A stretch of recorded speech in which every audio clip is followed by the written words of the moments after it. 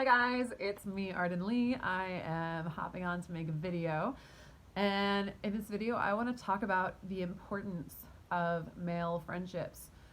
Um, Now I know I'm a woman, and I certainly don't understand the experience of men from an embodied viewpoint. But I want to talk specifically about how I, as a woman, experience men who have strong male friendships. So, so yeah. So hopefully this is helpful. This video is for men in particular, but I also think women can probably learn something from it, especially in terms of learning some useful information for discernment regarding the kinds of men that they also want in their lives. So I'm just going to dive right in. Why am I talking about this tonight? I was inspired to talk about this subject because I went to an event tonight thrown by my friend Samir. My friend Samir has taken probably most of the photos that you've seen of me, especially if you've been to my website, therepatterningproject.com. He is someone I refer to as a transformational photographer. His vibe is so high, his energy is so positive that it's infectious. So when you're shooting with him, you're just in a naturally great mood because you feel so great being around him, and he captures you in this state of real just flow and positivity. It's like he's capturing your higher self, and when you see that, it reflects back to you, and then you get to anchor that in, and it's like you get to keep that state because whenever you look at those photos, it affirms to you that that's who you really are. So by the way, if anyone's looking for a photographer, especially in the Southern California area, super recommend my friend Samir Janjua. He is super awesome. So I went to an event that he was co-organizing tonight, and it's just super full of really positive people, artists, really, really cool, healthy, conscious people. It's a dry event. There's no alcohol there, and I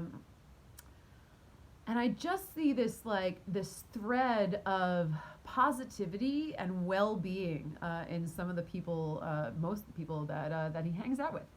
And so tonight, I was meeting some cool new friends, and I was talking to a guy there by the name of Gavin, who is he's also a transformational coach, and I complimented him tonight. I said, I really appreciate connecting with you. I really like your energy.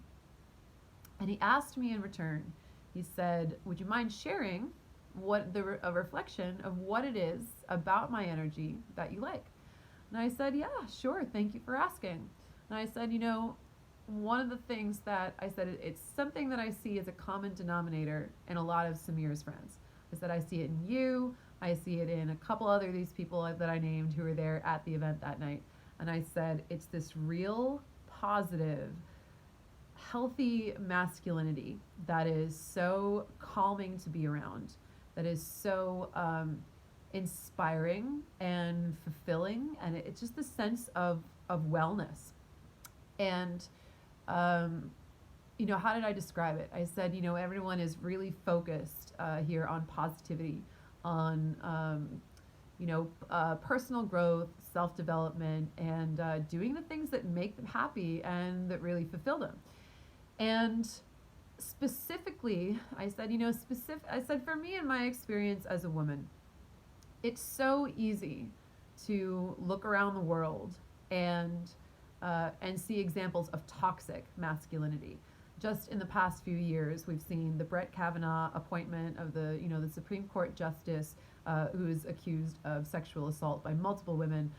Naturally, our president has been accused of sexual assault by multiple women. Going through the Me Too movement, seeing everything come up around Louis C.K., Aziz Ansari, Kevin Spacey, and of course, not all survivors are women. And not all assailants are men. That's also true too. But with so many examples of toxic masculinity that are in our media and are pervading our culture right now as we experience this purge, I said, as for me as a woman, I've had to set a very definite and specific intention to find and focus on examples of healthy masculinity around me. And I said, I'm really grateful for Samir because we became friends, and now where whenever he invites me to something, I always go if I can, because I know that there's going to be super cool people there, and especially there's going to be super cool men. And I really appreciate seeing the friendships that you have with each other and seeing these ways that you guys bond together, and that you get your emotional needs met from one another. And when I then speak to you in my experience as a woman, you come to me with your cup so full and with your own, from this place of centeredness, this place of sovereignty, that that there's no that we're connecting in a way that's really authentic and non-needy, where there's no agenda, there's no attempt at a sort of power dynamic. I can sense that there's no attempt to get anything from me that I'm not going to be willingly giving. And I so appreciate that. It just helps me relax, And one of the things that Gavin said, and since he's a coach, I want to plug him too. His name is Gavin Massimia, and it's just super dope guy. And what he said to me was, he said, yeah, what's so great is that having male friendships and sourcing our emotional needs from our fellow men means that we don't have to put that all on the women in our lives.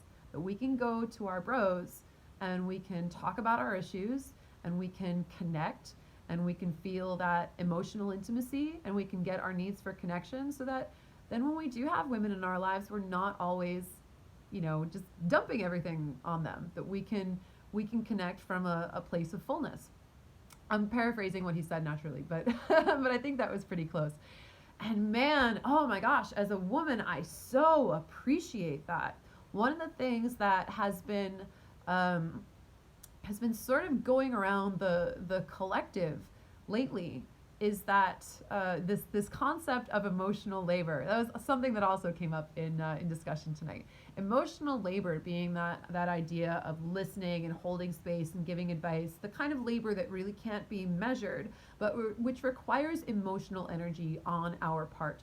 And we've been talking in the collective for maybe the past, I would say, 3 or 4 years. There's been a lot of articles and essays and think pieces coming out into the mainstream about emotional labor and about the imbalance of emotional labor in a lot of male-female relationships, because it, for some reason in our culture, it feels difficult for men to be emotionally vulnerable with each other to the point that is necessary for a real emotionally intimate and grounded friendship. They end up taking all of these toward the women in their lives. And then if they don't have women in their lives, they have no outlet to get their emotional intimacy needs met. So then they approach a woman with scarcity, with fear, and with this sense of, I have to get something from you or else my needs aren't met. And man, I'm just coming from this event tonight, and I'm just like, it's just so nice. It was just so positive. And with that attempt at a power dynamic just off the table, man, you can just connect with someone right where they are, and it's so beautiful and so brilliant and so relaxing and fulfilling and refreshing and relieving. It's really, really wonderful. And so essentially the point of me making this video is I just want to talk about the importance of male friendship, and real male friendship that where men really feel safe to discuss their emotions, to discuss their vulnerabilities, to open up and lay out what's on their hearts. Because when they can bring that to their fellow men and really have those needs met, then they're not completely dependent on having a woman, specifically a woman who's a romantic partner in their life, to fulfill those needs for them. Or even if they don't have a woman who's a romantic partner, they're not going to end up, unloading onto their female coworkers who are just kind of like listening along and maybe trying to be helpful, but it feels imbalanced. It doesn't feel like there's that even exchange. And I just so love that when I hang out with these guys, they're so good at listening. They're so good at asking me questions. I got to have so many great conversations tonight and to like go deep and hear and really have the men that I was talking to be interested in a way that was like detached from any specific answer, asking me a question and really genuinely wanting to know my thoughts. And it's like, man, it sucks. It sucks like that should be a thing, that I should feel inspired to come home and make a video celebrating. But it is. It is absolutely worthy of celebration. It is absolutely a thing that I would like to see a lot more of in our culture.